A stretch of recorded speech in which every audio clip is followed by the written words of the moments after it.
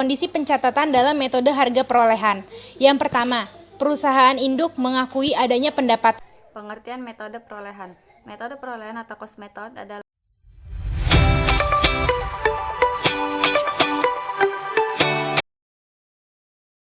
Assalamualaikum warahmatullahi wabarakatuh. Perkenalkan, kami dari kelompok 3 ingin mempresentasikan hasil belajar kami.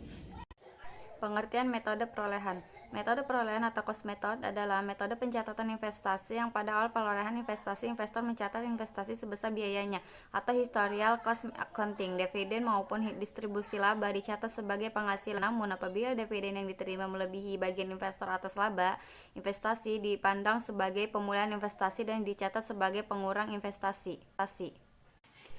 Tujuan utama dari penyusunan laporan keuangan yang dikonsolidasi adalah untuk menunjukkan posisi keuangan dan hasil usaha dari berbagai perusahaan afiliasi yang merupakan satu kesatuan. Assalamualaikum warahmatullahi wabarakatuh. Perkenalkan, saya Elsa Teresia. Di sini saya akan melanjutkan materi yang telah disampaikan oleh Dea pada video sebelumnya. Ciri-ciri metode harga perolehan. Yang pertama adalah laba rugi. Laba rugi yang diperoleh perusahaan anak tidak dilakukan penjurnalan. Yang kedua, eliminasi saldo modal agio LYD perusahaan anak ditentukan dengan bertitik tolak pada posisi neraca. Dan yang ketiga ada hak minoritas. Hak minoritas ditentukan dengan bertitik tolak pada posisi akhir setelah transaksi di kertas konsolidasi. Lalu ada kondisi pencatatan dalam metode harga perolehan. Yang pertama, perusahaan induk mengakui adanya pendapatan hanya terhadap dividen atau saham yang dibagikan perusahaan anak. Yang kedua, laba rugi timbul jika sebagian atau seluruh saham yang dimiliki dijual. Yang ketiga, rekening investasi saham jumlahnya tetap. Dan yang keempat, ada kenaikan atau penurunan LYD induk. Kiranya itu saja materi yang bisa saya sampaikan. Kurang lebihnya mohon maaf. Yang selanjutnya akan disampaikan oleh kedua rekan saya, Lerika dan Tasya. Terima kasih. Prosedur akuntansi untuk metode harga perolehan. 1. Metode harga pokok didasarkan pada teori akuntansi investasi dalam sebuah perusahaan anak harus sama dengan akuntansi investasi jangka panjang lainnya dalam bentuk surat-surat berharga. 2.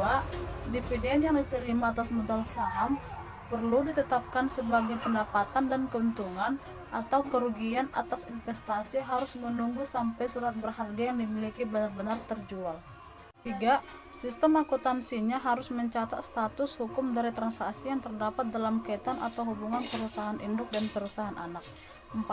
Jika yang digunakan adalah metode harga pokok, maka perkiraan perusahaan induk untuk investasi dalam sebuah perusahaan anak akan sama persis dengan perkiraan untuk setiap investasi jangka panjang lainnya dalam bentuk surat-surat berharga. 5. Angka yang dilaporkan untuk saham perusahaan anak dalam perkiraan investasi adalah sebesar harga perolehan semula. 6.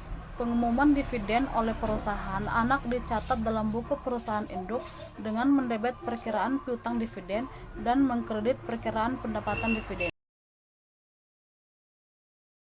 Assalamualaikum warahmatullahi wabarakatuh. Saya Tasya Melia akan melanjutkan materi yang sudah disampaikan oleh teman saya. Hal yang harus diperhatikan pada metode harga perolehan. Yang pertama, perkiraan investasi saham pada anak perusahaan tidak mengalami perubahan jumlahnya. Yang kedua, perubahan modal anak perusahaan akibat adanya laba rugi atau pembagian dividen tidak mempengaruhi perkiraan investasi saham pada anak perusahaan atau induk perusahaan tidak menyesuaikan perkiraan investasinya. Yang ketiga, laba atau rugi dari anak perusahaan baru tidak diakui oleh induk perusahaan sebesar persentase kepemilikannya pada saat akan disusun neraca konsolidasi melalui perkiraan laba yang ditahan retained earning untuk induk perusahaan. Perkiraan ini hanya tampak pada worksheet penyusunan neraca konsolidasi. Sekian pemaparan dari kami. Wassalamualaikum warahmatullahi wabarakatuh.